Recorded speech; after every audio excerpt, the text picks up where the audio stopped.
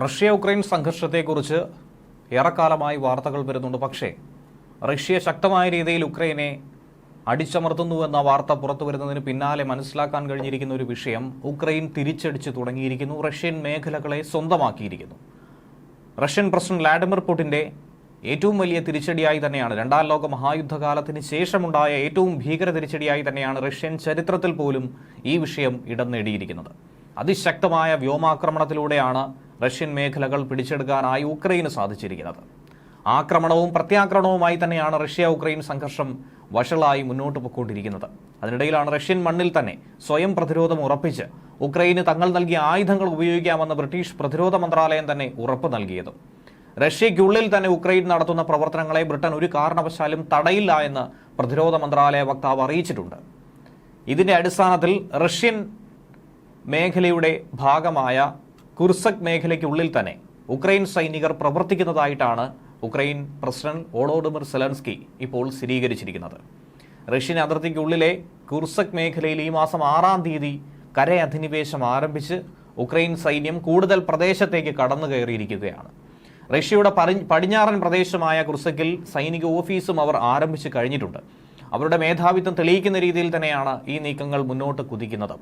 Russian അതിർത്തിക്കുള്ളിൽ തന്നെ Ukraine കരയധിനിവേശം ആരംഭിച്ച് മുന്നേറുന്ന സാഹചര്യത്തിലാണ് ഈ നേട്ടം അവർക്ക് സ്വന്തമാക്കാൻ കഴിഞ്ഞിരിക്കുന്നത്. മറുഭാഗത്ത് റഷ്യയെ സംബന്ധിച്ച് ഏറ്റവും വലിയ തിരിച്ചടിയായി തന്നെയാണ് ഇതിനെ നോക്കിക്കാണുന്നത്. നേരത്തെ പരാമർശിച്ചതുപോലെ തന്നെ രണ്ടാം ലോക മഹായുദ്ധത്തിന് ശേഷം ഉണ്ടാകുന്ന, റഷ്യയ്ക്ക് നേരെ ഉണ്ടാകുന്ന ഏറ്റവും വലിയ കര അധിനിവേശമായി തന്നെയാണ് ഇതിനെ നിരവധി ആളുകൾ വിലയിരുത്തുന്നത്. 10,000-ത്തിലധികം ഉക്രൈൻ സൈനികരാണ് ഇതിൽ പങ്കാളികളായിട്ടുള്ളത്. റഷ്യൻ വ്യോമമേഖലയിൽ ഉക്രൈൻ വലിയ തോതിലുള്ള ഡ്രോൺ ആക്രമണം കൂടി നടത്തിയിട്ടുണ്ട്. ആളില്ല അപകടകാരികളായിട്ടുള്ള ഡ്രോണുകളെ വിന്യസിച്ചാണ് റഷ്യയ്ക്ക് നേരെ ഉക്രൈൻ ഈ രീതിയിലുള്ള ആക്രമണം ഘടിപ്പിച്ചത്.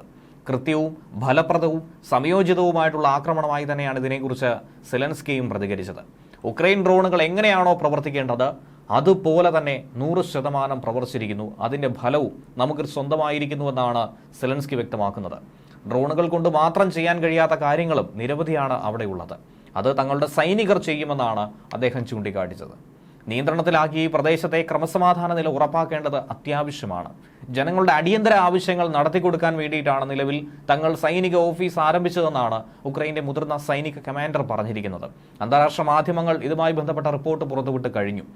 ഉക്രൈൻ പ്രസിഡന്റ് സെലൻസ്കിയുടെ അധ്യക്ഷതയിൽ നടക്കുന്ന യോഗത്തിൽ ഓഫീസ് സ്ഥാപിച്ചുവെന്ന വിവരം സൈനിക ഉദ്യോഗസ്ഥർ തന്നെ പുറത്തുവിട്ടതായി റോയിറ്റേഴ്സ് അടക്കം റിപ്പോർട്ട് ചെയ്യുന്നുണ്ട്. ഉക്രൈൻ നിയന്ത്രണത്തിലാക്കിയ പ്രദേശത്തെ ജനങ്ങളുടെ സുരക്ഷ കൂടുതൽ ഉറപ്പുവരുത്താനും കൂടുതൽ സൈന്യത്തെ ഈ മേഖലയിലേക്ക് വിന്യസിക്കാനുമായി റഷ്യൻ പ്രതിരോധ മന്ത്രിയും തയ്യാറെടുത്തിരിക്കുകയാണ്. വീണ്ടും ശക്തമായ ഒരു ആക്രമണം റഷ്യൻ മണ്ണിൽ സംഭവിക്കാനിരിക്കുന്നുവെന്ന് വേണം ഇതിലൂടെ മനസ്സിലാക്കാൻ. ഇത്രയും നാൾ റഷ്യ ഉക്രൈൻ മണ്ണിലായിരുന്നു ഈ ആക്രമണം നടത്തിയതെങ്കിൽ സ്വന്തം മണ്ണിൽ ചവിട്ടി തന്നെ ഇനി അവർക്ക് പ്രതിരോധ പ്രവർത്തനങ്ങൾ നടത്തേണ്ട ഒരു ആവശ്യകത തന്നെയാണ് ഉണ്ടായിരിക്കുന്നത്. ഉക്രൈനെ ലക്ഷ്യം വെച്ച് റഷ്യയുടെ 29ഓളം ഡ്രോണുകളാണ് കടന്നു വന്നത്. അതൊക്കെ തന്നെ ഉക്രൈൻ വ്യോമസേന തകർത്തെറിഞ്ഞുവെന്ന റിപ്പോർട്ട് പുറത്തു വരുന്നുണ്ട്. എയർക്രാഫ്റ്റ് പോലെ തന്നെ ഇരിക്കുന്ന അതിന്റെ മാതൃകയിലുള്ള 117 ഡ്രോണുകളും 4 മിസൈലുകളുമാണ് തകർത്തതായി റഷ്യൻ പ്രതിരോധ മന്ത്രാലയം കൂടി പറയുന്നത്.